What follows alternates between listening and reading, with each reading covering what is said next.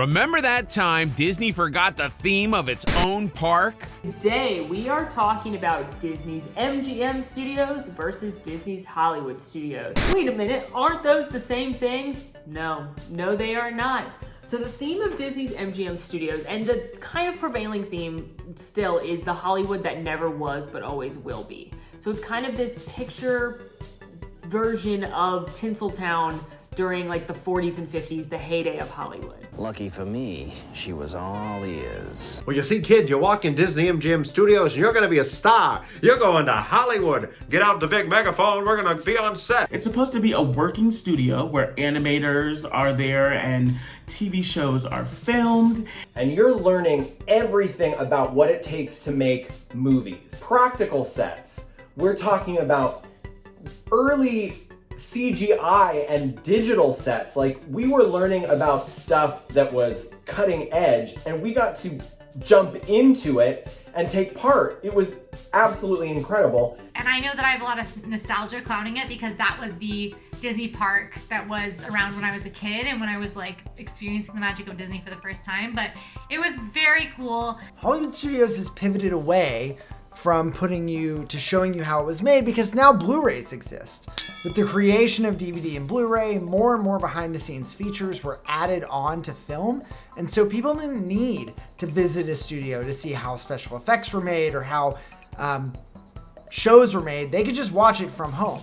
Disney's Hollywood Studios put more of a focus on actually stepping inside of the movies. Places like Toy Story Land, it has Galaxy's Edge, where you feel like you are walking into the worlds of Toy Story and Star Wars versus walking backstage on the production of these films. Which is better? Oh, gosh. This really isn't a hard question, to be honest with you. I am going to take a pro MGM Studios stance. As much as I love being put into the movies, and there are certain movies I'd love to be put into, there are lands I love going to because it feels like I'm being put into a universe I've always wanted to go to. I personally, overall, like learning how things happen more. Definitely, Hollywood Studios is better than Disney-MGM Studios. There's more than twice as much stuff to do. When that park opened in 1989, you could spend like maybe 5 or 6 hours there and go, oh, I guess it's time to go back to Magic Kingdom or go back to the Contemporary and swim in the pool, because there really wasn't that much to do. Oh, nostalgia says MGM. Now, I think that Star Wars Galaxy's Edge is better themed than any part of MGM. I think Toy Story Land is better themed than any part of MGM was. But overall, MGM did have an actual cohesive theme, whereas Hollywood Studios does not have a cohesive theme. It's a little all over the place. It's a bit random, if we're being honest. What it is now is a hot mess. Period. Oh man, that's hard. So the streets of America were over by where Muppet Vision 3D is on Grand Avenue. It's where Galaxy's Edge is now. Oh my gosh, this is gonna make me so sad. The streets of America, oh my goodness. And they were these like flat cutouts essentially of San Francisco and New York City. And that just drove me crazy as a kid. I was like, wow, look at that. Those are clearly, I can't go over there. Those aren't real buildings, but boy, did they look like it. And the most important part of the Streets of America was the Osborne family light show that happened at Christmas. See, this isn't fair. But two came and kicked out the streets of America. Space ate it. It was an incredible, like almost overwhelming light display. Millions of lights all over the Streets of America. I miss the Streets of America. I miss Osborne lights. There's so much that I miss that Galaxy's Edge took over. Do I think it was a fair trade-off? Maybe not. I hear you, Osborne stands, that Osborne Spectacle of Dancing Lights is really important. Osborne Spectacle of Dancing Lights only lasted like a month and a half. And then your other 10 and a half months, you have basically an empty, wasted area of that park. Rise of the Resistance or the Osborne lights. That is it. That's it. That's what it boils down to. Galaxy's Edge is much, much, much better. It's not close. And any one of these people in this episode that says they'd rather have Streets of America than Galaxy's Edge is clowning. I think I'd pick the Osborne lights. You Osborne stands, like, I'm for you having your spectacle of dancing lights. I'm for those lights coming back. It doesn't need to be there. And there's no reason to save an empty, useless part of the park. I say useless not because I don't think it had value, but because they didn't use it. Star Wars killed Christmas. I'm not trying to say that Star Wars killed Christmas, but it did. Star Wars was like, Christmas lights? I don't think so. And then Luke Skywalker came and sliced down the Osborne family spectacle of dancing lights by himself. He sliced them all down with his lightsaber. I saw it happen. What an incredible waste of space. What were you going down there for? The Honey, I Shrunk the Kids play place? I miss the Honey, I Shrunk the Kids playset. The thing I miss most from MGM is the Honey, I Shrunk the Kids playground. Honey, I Shrunk the Kids playground, which... Get out of here, Wayne Zielinski. This is the Disney-MGM Studios theme park at Walt Disney World in Florida. There's no escape. You will tell me the location of the secret base. The rides in Hollywood Studios are legit. I think the rides in Hollywood Studios are definitely the thing I put above MGM Studios, no question. There's no comparison. You have Tower of Terror, which is fantastic. Which, to be fair, that was around during MGM, so I think I gotta give MGM credit for Tower of Terror. Rock and Roller Coaster, unbelievable roller coaster. If you like Space Mountain and you're grown up, you're gonna love this. And Rock and Roller Coaster. We have to give credit to MGM for those. There's Rise of the Resistance, which is hands down the best Disney ride ever made. We can give credit to Hollywood Studios for Rise of the Resistance. Millennium Falcon Smuggler's Run, which I know is divisive, but I personally love. We can give credit to them for Smuggler's Run, if we think that's worth credit. You know, Slinky Dog Dash, amazing. I also really like Slinky Dog Dash. I think a lot of people think it's overrated, but I do enjoy Slinky Dog Dash. Yeah, I'll give them that. You took out the ride that was about Hollywood. You took it out. The Great Movie Ride. Mickey and Minnie's Runaway Railway is a great ride. Put it somewhere else. Put it in the Magic Kingdom. I don't think that it's a better ride than Great Movie Ride, and I think it's a tragedy they removed Great Movie Ride. I think they should have done an update. Oh, you're gonna come at me. Oh, you Disney fans. You took out the ride where we could see Mary Poppins and her weird face. Okay? Sorry, Julie Andrews, but girl, they did you dirty. Prepare your fingers for the comments because I'm gonna make some enemies. I wish they had updated the Great Movie Ride to have newer animatronics, maybe some newer, more relevant movie scenes, and I wish they had put Mickey and Minnie's Runaway Railway somewhere else. Great Movie Ride was wonderful when MGM Studios opened. Kids today would much rather do Mickey and Minnie's Runaway Railway. They get that. 30 years later, that ride needed an update. And if it was gonna continue, if you want Great Movie Ride, it couldn't be that Great Movie Ride. All right? Because Sigourney Weaver was looking her age. Do you guys see what's happening here?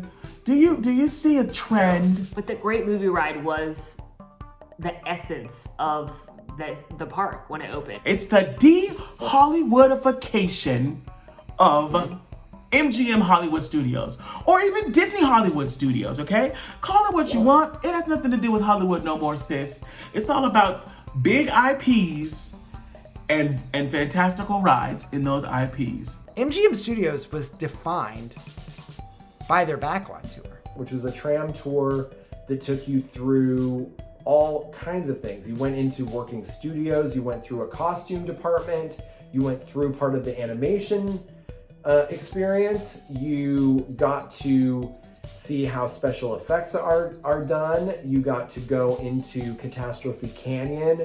Catastrophe Canyon. It looks like you're out in the Wild West or the desert. It would show you how a disaster scene works. So it had like an oil rig and things caught fire and exploded and you can feel those flames on your face. A bunch of water came rushing down. Then water comes over the top of your car and you've never seen so much water in your life. Old Star Tours versus new Star Tours. Personally, my vote would go to Old Star Tours. I'm gonna say that I like new Star Tours better, because I really think that they just improved on the original Star Tours. That's the kind of upgrades we needed to do. We needed to do like, we're just gonna judge this up a little bit, but keep the essence of this. If you're a rides person, which a lot of people go to Disney are, and you can only visit one park, it's gonna be a tight race between Hollywood Studios and Magic Kingdom depending on your preferences. Like if you're a grown-up and you prefer more thrill rides, I would tell you to go to Hollywood Studios over Magic Kingdom. The fact that a park is rivaling Magic Kingdom in rides, I mean, it's not nearly as many, but the rides, like, amazingness level, I would say are up there pretty similar. So that is insane. So we have to give Hollywood Studios props for where it is with rides now.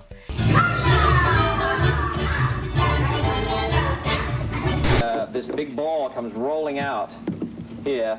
At this point, this is already sunk down, and Indiana Jones turns and runs away from the ball. How do I feel about the shows in Disney's Hollywood Studios now? I feel like the good ones are the same ones that are left over from Disney-MGM Studios. Almost all of them are from Disney-MGM Studios. Let's go through. Indiana Jones Epic Stunt Spectacular, that's the same. Fantasmic, that's the same, and my favorite show in Disney World. Voyage of the Little Mermaid, a nightmare, was a nightmare when it was MGM, still a nightmare today.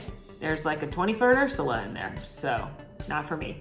Beauty and the Beast live on stage, I love it. And of course the Disney Junior puppet show, that show, Disney Junior Live, whatever it is, my kid really loved that show. So yeah, I like the shows because the shows are all from MGM. Shows that I miss from days past, Ace Ventura, the Teenage Mutant Ninja Turtles show. I don't know if I missed this one. The American Idol experience. Anyone else remember that? Yeah, I would rather hear songs from a movie I enjoy, from professional performers, than hear your uncle, Gary, sing a Carrie Underwood song that's way out of his range.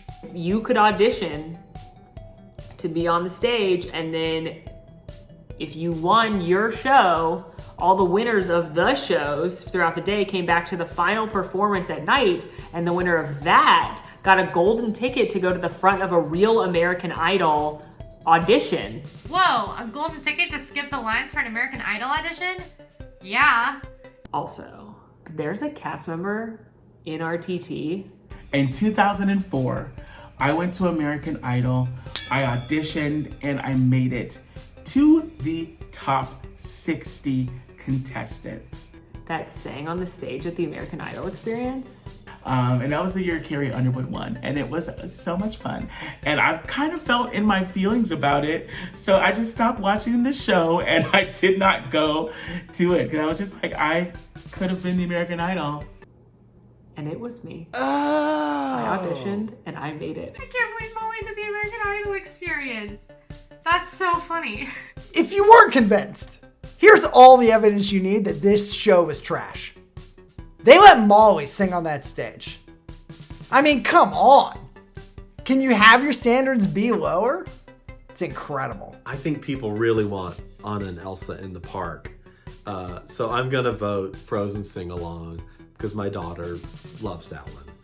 Yes, audience participation for a while was a huge part of MGM, and it's very much missed. There was a lot of audience participation. In Lightspeeder's action, they always pulled a kid up to drive the remote control car, but really it was like a driver like hanging on the side of it. There was also a show called the Monster Sound Show, which showed how people make sound effects. They're called Foley artists. And I remember I got pulled up with my Uncle Graham, and I was given the task of turning a crank on this big thing that had broken glass, or it sounded like it had broken glass inside. In the more modern version of Backwat, I did stand on that boat and have them set off water things, and my friend got dunked all those gallons of water on him, and it was very fun. I understand why they don't do it as much anymore, but I love audience participation. Like, I like seeing other people get roped into things. I like feeling like I'm a part of the action. I like interacting. So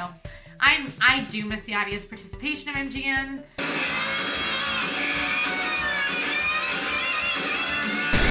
Is that my new favorite quick service meal here in Hollywood Studios? It might be. I don't think DHS has the best food in Disney World. Epcot. has the best food in Disney World. But I don't think it has the worst. Magic Kingdom has the worst food in Disney World. But recently, and I mean very recently, have they turned around some of the restaurants? Back in the day, you had one place to go for really good food, and that was the Brown Derby. Brown Derby is a table service option in Hollywood Studios, and that is fantastic. That is well worth a visit. I love going to the Brown Derby. That one's always been there, right? It's so fun. The Cobb salad at the Brown Derby is really great. Over in Galaxy's Edge, you've got Docking Bay 7, and you've got Ronto Roasters, where you can get the famous Ronto wrap. You can get the Zuki wrap, which is the one that Mr. Vegan, hello, yes, I'm vegan. I'm gonna say it again, I'm sorry. It's the time of the episode when I have to warn you that I'm vegan and I'm gonna talk about vegan things. But the Zuki wrap is a piece of grilled zucchini with some delicious slaw, all in that fabulous Ronto wrap. ABC Commissary also used to be very meh theme park food, and now it has like a buffalo chicken grilled cheese, which is incredible. It's got shrimp tacos that are really good. So ABC Commissary used to be like burgers, and the ABC Commissary has like the weird ABC theme. Like if you don't watch ABC, you're kind of like, okay. They've come out with some very cute sweets. I think two of my favorite Disney snack treats are there. The Num Num cookie is so amazing from The Incredibles, and it is so warm and gooey. It's like eating 3 or 4 chocolate chip cookies at once, so it's definitely shareable. The Wookiee cookie at Backlot Express, which is like an oatmeal cream pie, but it has a little chocolate badge on it to make it look like Chewbacca. Oh yeah, don't you want to take a bite? I do, right now. Okay, so I do miss the Writer's Stop, which is hard because the Writer's Stop was replaced by Baseline Tap House, which is obviously amazing, but the Writer's Stop was an iconic place. Are you joking me right now? This is the hardest question you've asked me all day because you want me to choose between 2 of my favorite things. Hey Molly, do you want a delicious cup of coffee in a nice air-conditioned bookshop where you can flip through the pages of a book about Disney history? Or do you want a cold beer and a charcuterie board where you can talk with your friends and laugh a lot as you drink your beer and dip your pretzel in beer cheese? I will not choose. I'm gonna go Baseline Tap House. Baseline Tap House all day, every day. Baseline Tap House is one of my favorite spots in all of Hollywood Studios. You can go there, you can grab some beer, different alcohol, or you can grab what you really need to grab there. 2 words, charcuterie board. Writer's Stop, I always thought Writer's Stop was such a weird little addition to that corner. This is a really, really important topic because it was not originally Writer's Stop. It was called By the Book, and it was a recreation of the set of Ellen DeGeneres' bookstore in the original Ellen sitcom that was on ABC in the 90s. And it had the original carrot cake cookie, which is like famous. An icon, okay? It used to be available at Writer's Stop, and it was this huge flat cookie with all of this frosting, and it was so moist and delicious, and it was a snack credit back in the day too, child. You could get that cookie and tear that mess up and eat the other half in the middle of the night while watching Walt Disney World Today. The carrot cake cookie was far better then because the cookie portion of it was better. You know me, I'm not the icing kind of gal. I want the cake. Like if you gave me a cupcake unfrosted, I'd be thrilled. I want the moist, delicious cake. And the cake was better. The carrot cake outer layer of it was better in the original than than the version now. It was a little bit thinner. It was better carrot cake, and it had a little bit less of the frosting. They just made it bigger mostly, and it's not as good. After taking this trip down memory lane today, I stand by my sworn oath that today's Hollywood Studios is better than the previous Disney-MGM Studios that we all knew and loved and grew up with, but only spent half a day at. Well, now that I've talked about it, I feel like maybe I would tie Hollywood Studios and MGM. Like, I definitely miss the overall theme of MGM, but there's a lot about Hollywood Studios today that I would not give up in favor of old MGM. Listen, I like Hollywood Studios a lot. I think it has some of the best attractions in Walt Disney World in the world. It's got Rise of the Resistance, which is incredible. It's got Slinky Dog Dash, which I enjoy quite a bit.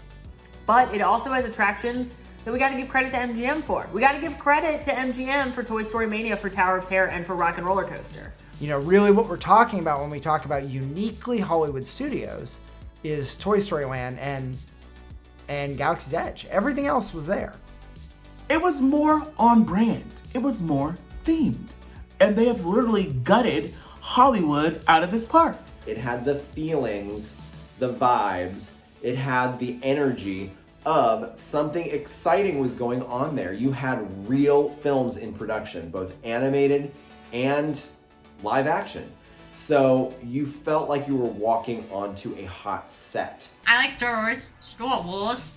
I like Star Wars. But I'm not crazy about Star Wars. Are you crazy about Star Wars? You shouldn't have Star Wars Galaxy's Edge. Maybe try out Star Tours. Star Wars. I remember Star Wars. Hey everybody, it's Molly. Thanks for tuning in to this week's dicey debate between MGM and Hollywood Studios. Please make sure to like and subscribe, ring that notification bell so you never miss an episode. And if you'd like to watch more RTT right now, click over here for a playlist of our favorite in-parks episodes. If you'd like more AllEars, click over here for me having the worst day in Disney's Hollywood Studios. Thanks for watching.